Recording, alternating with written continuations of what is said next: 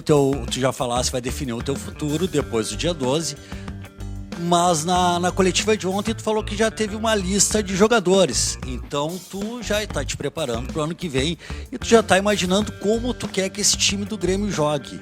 E tudo de acordo com a tua carreira, já te viu jogar de diversas formas. No Fluminense uma, no próprio Grêmio em 2010 era outra, 16, 17, enfim. O que tu imagina para esse time do Grêmio em 2023?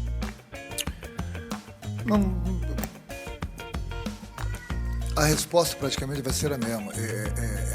Eu imaginar uma coisa, no momento que tenho uma lista de jogadores para entregar para o próximo presidente, é uma coisa que eu imagino que esses jogadores que eu vou indicar vão ajudar o clube.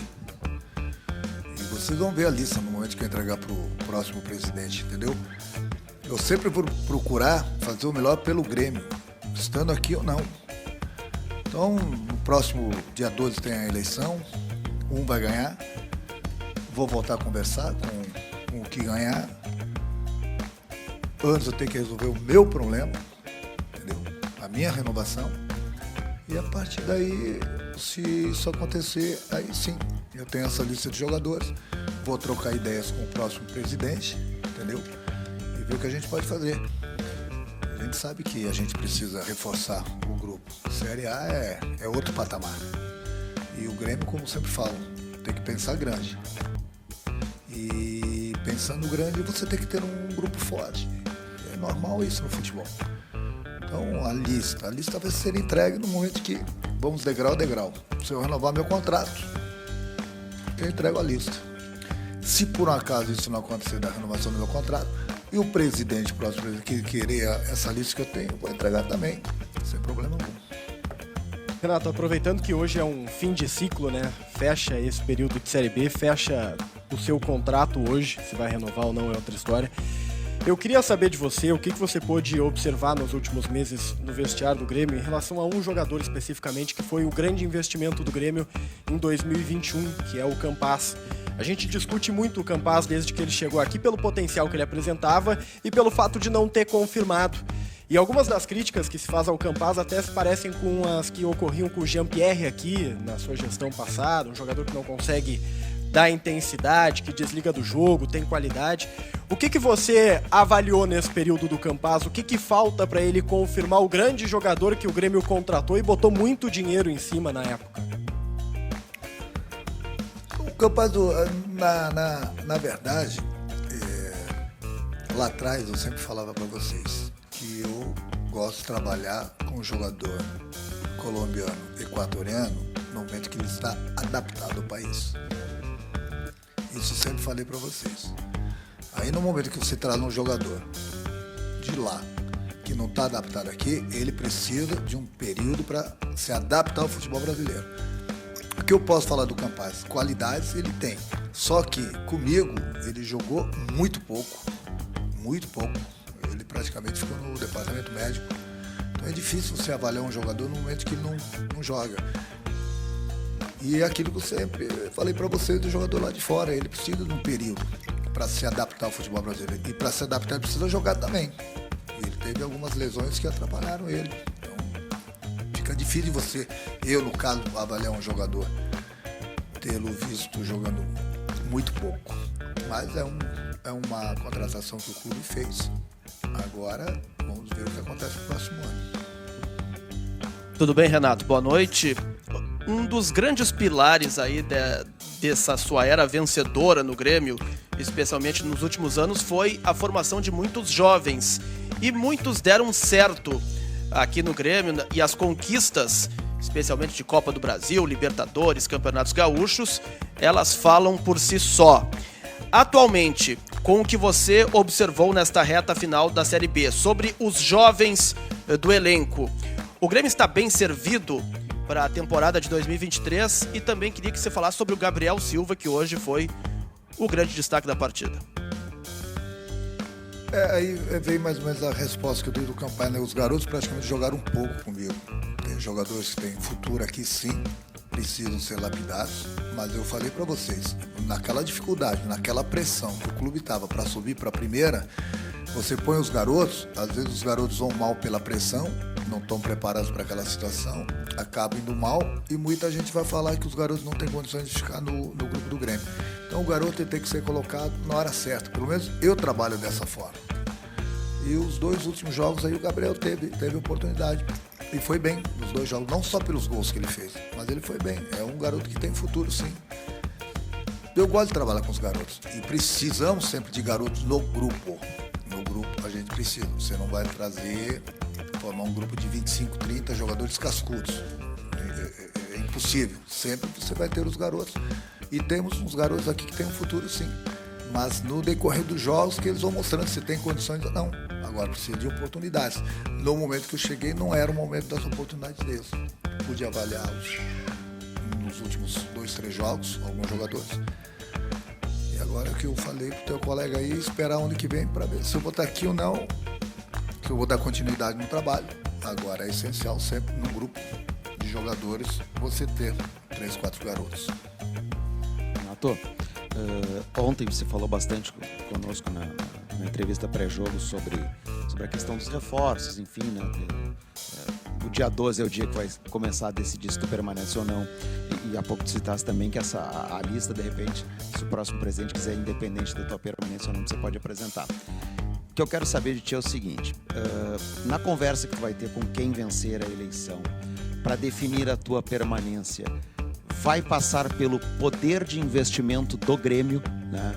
Do grupo que o Grêmio poderá te oferecer, a qualidade que o Grêmio poderá te oferecer, ou isso independe para a tua permanência? Eu acho que uma coisa leva a outra, né? Mas é o que eu falei. O torcedor do Grêmio, no último ano, ele sofreu bastante. O torcedor do Grêmio, ele se acostumou a ganhar. E para ganhar, para você disputar títulos, você precisa de um grupo forte. Será que tem alguém aqui que vai me falar o Grêmio não precisa de reforço? Bom, esse cara deve ser mágico, entendeu? O Grêmio precisa de reforço. O próximo presidente tem que entender que, seja o Guerra, seja o Dorico, ele tem que pensar grande, porque o torcedor do Grêmio pensa grande. Eu não estou falando que o próximo presidente do Grêmio, eu estando aqui ou não, tem que fazer loucuras. Não são loucuras, mas trazer jogadores para fortalecer o grupo, até porque as loucuras estão lá na Europa. E é difícil você trazer um jogador da Europa ganhando o que se ganha lá fora. Agora, quando eu falo em fortalecer o grupo, é trazer jogadores que estão acostumados a ganhar também, jogadores que por onde passam têm se dado bem. Até porque nós temos, como eu falei, alguns jogadores jovens aqui e a gente sabe, não vamos nos enganar.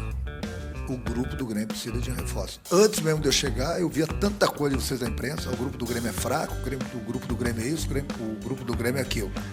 Temos bons jogadores aqui, sim. Temos bons jogadores. Agora, é óbvio que alguns precisam sair para alguns chegarem. Isso é lei no futebol. Em qualquer clube, você não pode trazer jogadores para reforçar o grupo do Grêmio e continuar com 30 e poucos jogadores aqui. Então, se alguns chegam, alguns vão ter que sair. É assim que você forma um grupo. Não adianta nada você ficar se enganando. Ah, não, subiu, esse grupo é bom, esse grupo vai encarar a Série A. Não, não vai encarar a Série A, não. Lá é outro patamar. É outro patamar. Pode ter certeza. Eu dou até o exemplo do próprio Cruzeiro, que disparou merecidamente, foi campeão da Série B. Vamos ver quantos jogadores, se eles vão contratar ou não. Então, a gente sabe, a gente precisa reforçar o grupo. Não vamos nos enganar. Eu estando aqui ou não, se o próximo presidente do Grêmio pensar grande, ele sabe que precisa de reforço. Senão vai sofrer. Eu falei que nós íamos sofrer nos últimos 2 meses aqui, mas iria subir. Agora, se pensar pequeno, vai sofrer o ano todo. Aí é pior. Renato, boa noite. Você já falou, deixou claro, o Grêmio vai se reforçar, precisa de reforços. Não foi você que montou esse grupo, foi muito pouco tempo que você trabalhou com esses jogadores. Mas vamos na outra linha. O que você viu de bom nesse pouco tempo que você ficou no vestiário do Grêmio esse ano com os jogadores que você trabalhou? Quando eu cheguei, eu não gostei do ambiente que eu encontrei, mas aos poucos foi melhorando. E os jogadores ficaram mais leves, mais soltos. Eu gostaria de ter dado mais oportunidade para os garotos. Temos garotos aqui que temos qualidade, é necessário dar mais oportunidade para eles. Gostaria, mas é o que eu falei. Não adianta você querer dar oportunidade para os garotos na hora errada, você acaba queimando.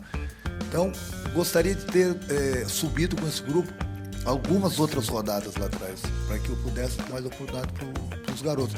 Porque os jogadores mais antigos aqui praticamente conheço todos, entendeu? Eu sei das qualidades deles. Gostaria, mas aqui eu falei, a responsabilidade era muito grande, a pressão era muito grande para a volta do Grêmio à Série A. E no momento que você põe um garoto desse, numa furada dessa, furada que eu digo, passar essa responsabilidade para ele, você pode queimar o garoto. Então era isso. Eu gostaria de ter dado mais oportunidade para eles. Mas se eu continuar aqui o ano que vem, pode ter certeza, esses garotos que estão aqui vão fazer parte do grupo e naturalmente vão ter as oportunidades deles. Renato, o jogo de hoje marca o encerramento de uma temporada e todo fim de temporada o clube passa por muitas mudanças, né? Grupo de jogadores, às vezes o comando do técnico também muda. Como é que lidou com essa semana? Como é que foi pra ti depois de tantas experiências positivas no Grêmio, né? Libertadores, Copa do Brasil, disputar o Mundial, enfrentar uma semana como essa que era o fim de uma Série B com o clube já classificado. Como é que foi pra ti passar por essa emoção diferente depois de um ano tão difícil pro Grêmio e com o teu retorno? Foi a semana mais tranquila que eu tive. Nós voltamos da Série A. Eu até estava conversando com todo mundo dentro do clube. Imagina a situação, por exemplo, dos outros clubes, por exemplo, de um Sport, de um Vasco, entendeu? De um Bahia, que estão na última rodada e estão brigando para subir. O Grêmio, querendo ou não, subiu com 2 rodadas de antecedência, então o estresse praticamente saiu. Tivemos uma semana mais leve em todos os sentidos, entendeu? Cumprimos com o nosso dever, volto a repetir, nada mais que obrigação nossa, mas às vezes a obrigação de subir você não consegue o resultado. E nós conseguimos. Então foi uma semana tranquila aí para relaxar um pouco. Essa semana praticamente eu trabalhei mais a minha cabeça com o meu futuro, com o futuro do clube, do que propriamente com o grupo, entendeu? Já pensando lá na frente. Então, foi esse trabalho que eu tive essa semana aí. Mas o importante é que chegou praticamente início de novembro, o Grêmio no próximo ano está na Série A. Espero que nunca mais ele saia de lá, entendeu? Que é o lugar grande como esse clube aqui, não pode disputar a Série B.